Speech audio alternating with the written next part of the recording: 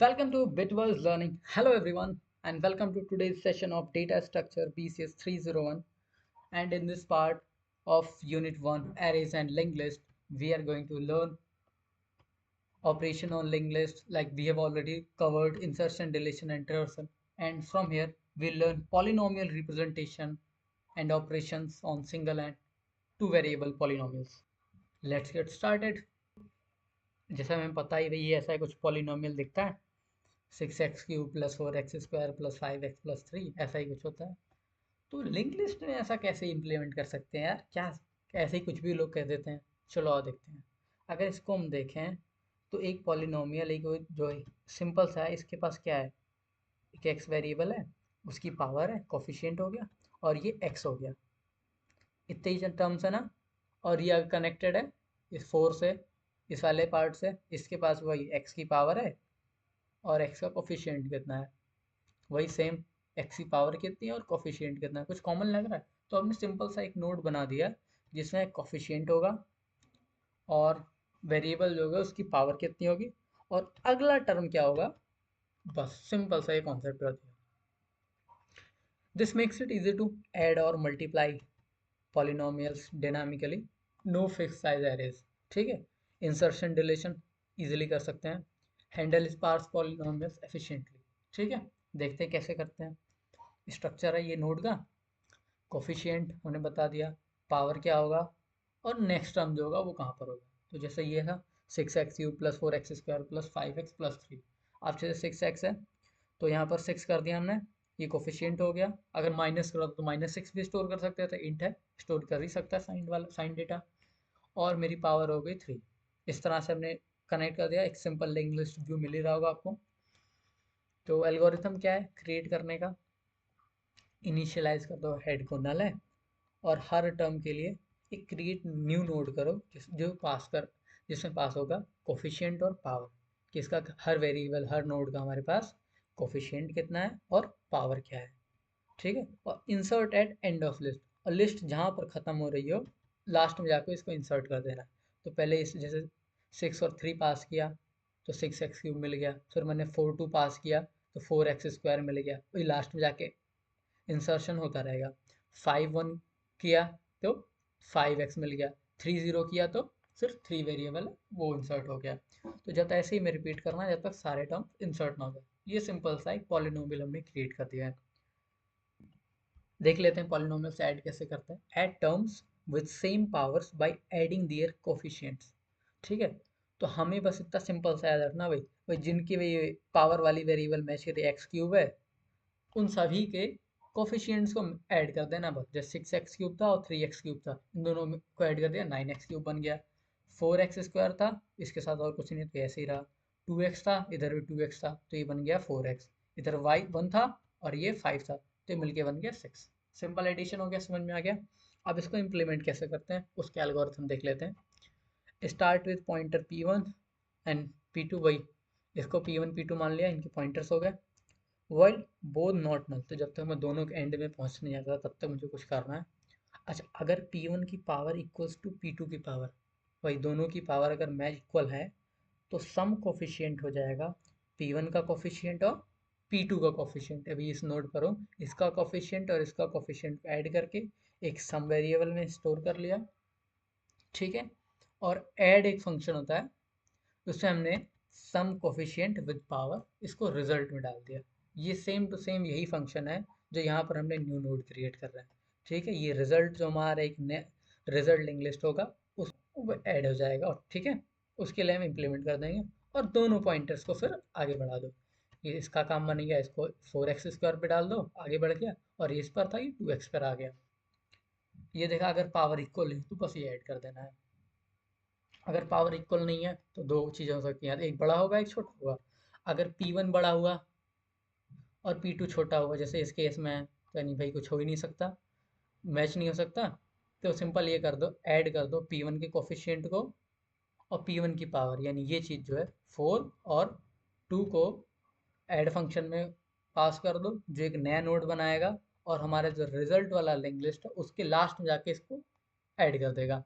ठीक है, और P1 को आगे बढ़ा दो। तो जैसे 6x³ था वो चला गया, 3x³ के साथ, तो 9x³ ऐड हो गया होगा। 4x² को हमने पास कर दिया 40 से 42 से, तो वो भी ऐड हो गया। ओके, अब ये 2x पे आ गया और ये भी अभी 2x पर है, तो वही सेम यहाँ अप्लाई होगा।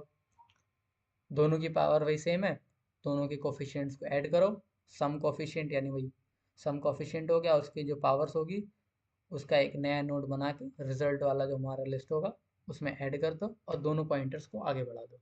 ठीक है, 1 5 पर आ जाएंगे, सेम यही होगा, दोनों को जोड़ देंगे 6,0 करके आगे बढ़ जाएगा, दोनों अब नल पे पहुंच गए, खत्म।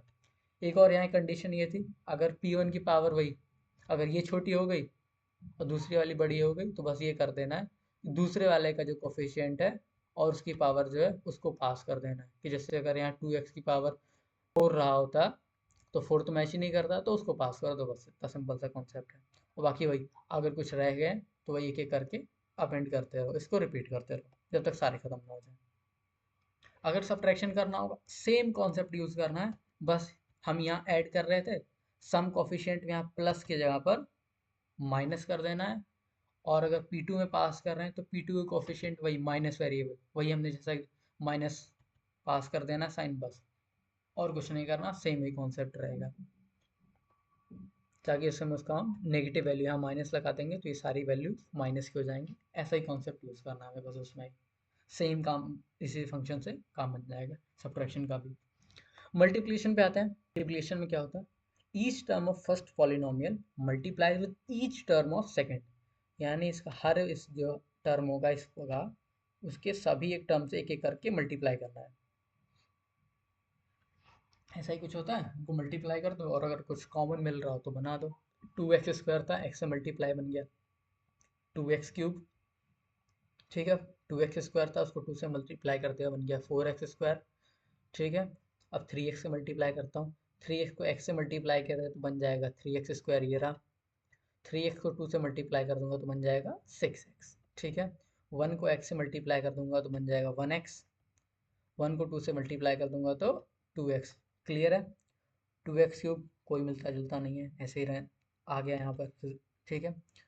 4x² और 3x² सेम सेम लग रहा है पावर के साथ, तो इनको ऐड कर दिया तो बन गया 7x², 6x है और 1x है, इन दोनों को ऐड कर दिया तो बन गया 7x और 2 ये रहा, तो फाइनल रिजल्ट मल्टीप्लिकेशन का बन गया 2x³ plus 7x² plus 7x plus 2। तो कुछ शायद आपको कुछ आइडिया लग रहा होगा कि बस वही एडिशन जैसा ही करना, बस ये मल्टीप्लिकेशन करके एक एक करके सबसे मल्टीप्लाई कर देना है। इसमें उसमें ये होता था सिर्फ कोफिशिएंट बढ़ते थे, इसमें कोफिशिएंट के साथ पावर भी बढ़ा देनी है, ठीक है। आते हैं, लूप लगाया हमने for each term T1 in polynomial 1, तो जैसे ये पॉलिनोमियल, इसके हर एक टर्म में उसके लिए एक्सेस करना for each term T2 in polynomial 2, अब दूसरे पॉलिनोमियल इसके सभी एक एक टर्म्स को एक एक करके एक्सेस करना है, तो नया कोफिशिएंट बनेगा T1 का कोफिशिएंट इंटू T2 का कोफिशिएंट, कोफिशिएंट मल्टीप्लाई हो जाते हैं और पावर पावर ऐड हो जाते हैं, ठीक है, और इसको इंसर्ट कर दिया रिजल्ट में, बस वही new coefficient with new powers, ठीक है, यही तब तक रिपीट करना है जब तक सारा खत्म नहीं हो जाता, वही रिपीट होगा 2x² वाला जो होगा 2 इसमें एक एक पहले x से होगा, फिर इस वाले 2 से होगा, ऐसे ही करके ये रिपीट होता रहेगा, तो इतना सिंपल सा है ये। बाकी अब एडवांटेजेस और डिसएडवांटेजेस लिस्ट के देख लेते हैं और उनके एप्लीकेशंस। एडवांटेजेस क्या है, डायनामिक मेमोरी है, लेकिन एक्स्ट्रा मेमोरी भी लगनी चाहिए होती है पॉइंटर्स के लिए। इजी इंसर्शन होता है लेकिन सीक्वेंशियल एक्सेस करना पड़ता है, रैंडम एक्सेस नहीं होता। फ्लेक्सिबल साइज है लेकिन थोड़ा सा ट्रांसफर स्लो होता है, वाले के पहले जाएगा उस पॉइंटर का देखेगा एड्रेस क्या है, फिर उस एड्रेस पे जाएगा, कंट्रोल पास करेगा, फिर वहाँ पर जाके एक्सेस करेगा, तो इसलिए थोड़ा सा होता है। एफिशिएंट फॉर स्पार्स डेटा, अगर बहुत थोड़ा डेटा है, जैसे हमने अगर इसको हम इम्प्लीमेंट करते हैं लिंक लिस्ट पे, से हमने इम्प्लीमेंट किया है तो जैसे x+2 है कोई दिक्कत नहीं, बस 2 ही खर्च हुआ है, ठीक है। लेकिन अगर हम बनाते x³ को एक क्वाड्रेटिक इक्वेशन बनाते, ठीक है, जिसमें x² के लिए दोनों चीज़ें स्टोर की जाती, फिर x वाले पावर के लिए, फिर नॉर्मल कांस्टेंट के लिए, 3 होता, लेकिन अगर हमें सिर्फ 2 स्टोर करना रहता तो 2 तो फालतू जाते ना, ऐसे, तो उसमें ऐसा कुछ नहीं है, लिंक लिस्ट के केस में इतना मेमोरी वेस्टेज नहीं होता है, ठीक है। उसके लिए थोड़ा इम्प्लीमेंटेशन का कॉम्प्लेक्स हो जाता है। एप्लीकेशंस के देखते हैं तो पॉलिनोमियल ऑपरेशन में भाई काफ़ी इंप्लीमेंट होता है। मेमोरी मैनेजमेंट में भी, क्योंकि डायनामिकली मेमोरी हम ट्रैक कर सकते हैं, एलोकेट कर सकते हैं। स्टैक और क्यू जो कि हम आगे देखेंगे, वहाँ पर हमें आसानी लिंक लिस्ट से इम्प्लीमेंट करते हैं। ग्राफ और टीज में तो इसी का भी यूज़ होता है, इसके बिना काम ही नहीं चलेगा बिना नोड के। अंडू रीडू अगर ऑपरेशन करते हैं तो वो भी हम डब्ल्यू लिंक लिस्ट के से कर सकते हैं। सर्कुलर शेड्यूलिंग है तो वही जैसे देखा ही अभी हमने सर्कुलर लिंक लिस्ट देखा ही था, तो जैसे राउंड रॉबिन हो गया, टाइम शेयरिंग, कुछ एल्गोरिथम्स होते हैं शेड्यूलिंग एल्गोरिथम्स, तो उनके इम्प्लीमेंट करने के लिए भी हमें लिंक लिस्ट जरूरत पड़ती है। तो आज के लिए बस इतना ही। Thank you.